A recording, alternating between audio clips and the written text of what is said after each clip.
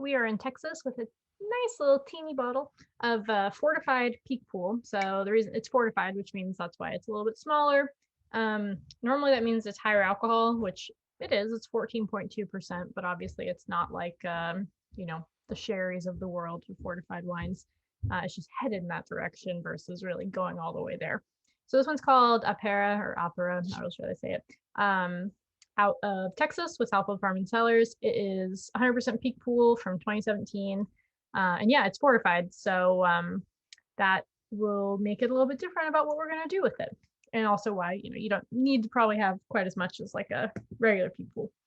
So it obviously also has skin contact because it's an orange wine, but has the extra aspect of it of being fortified. So the color is pretty bright, like goldish amber. You can really see it way better in here. This is a pretty accurate representation. It's honestly like kind of close to the color of my shirt. And then on the nose, because it's fortified, it has these extra, or not extra, but these different aspects to it that are really nice. So it's like a little bit honeyed. Kind of smells like a covered biscotti. In like with like honey on top of it and like the almondiness, like all that's in there. But then it also has like orange peel and it has a lot of like zesty, zippy notes to it as well.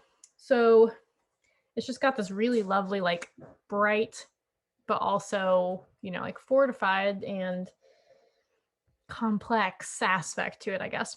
So on the palate,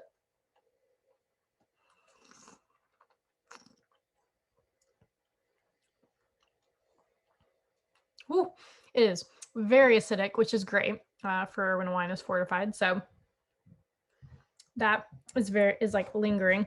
But the first thing I got was like, I guess it's orange peel. It might be like, no, on the palate, it's not orange peel to me. It's more like a really luscious blood orange, maybe.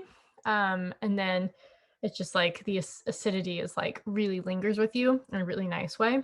And then with the acidity, the finish is long and everything I was initially describing, like that whole like biscotti, like honeyed almond cookie thing happening is also there. But that like with a lot of acid, like this is not, it's like a very lean wine and yet it has all these qualities that I'm describing that would make it seem like it's like fluffy champagne style or something, which is not at all what it is. Let me try it one more time, see what else we got.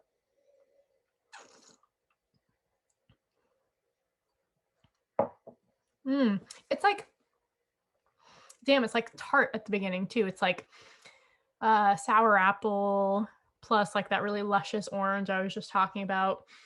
And there's something else in there too. I'm not 100% sure what it is. There's a lot to unpack here. This is a very like complex, deep, interesting, aged, fortified, skin contact wine. Like the list goes on and on. So you could find stuff for days here. And what I would recommend with it is like I've chilled it for probably 40 minutes, which I feel like is the good like right amount of time. You don't want it to be super cold like your chilled rosés. But what I like to do is like have it chilled just like slightly more than I would want to consume it at, try it that way, and then like basically leave it out and continue to try it as it gets a little bit warmer, because it's going to change like what comes off first, if that makes sense. And what's interesting is having sat here with it for a minute, the whole fortified aspect is also really getting me. It's almost like it's like really warming this part of my body. And like if you haven't already heard this trick or watched the like full how to taste wine video, they always say you can tell alcohol content by like how far back or how far down you can feel the wine. So like if something is like 9% piquette, like you're maybe going to get it to like the back of your throat and it's like boop, that's it.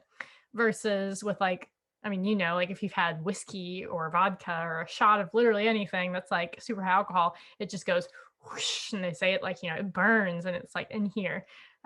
So this fortified wine, it's really landing like here with me. And that's funny because like that seems like super high alcohol. I think some of it in this regard is that it's like a little bit the alcohol. It's also the fact that it's fortified, which is making it like linger more like a what's it called, like the not wines, the vodkas and the liquors, like the liquors of the world. There we go.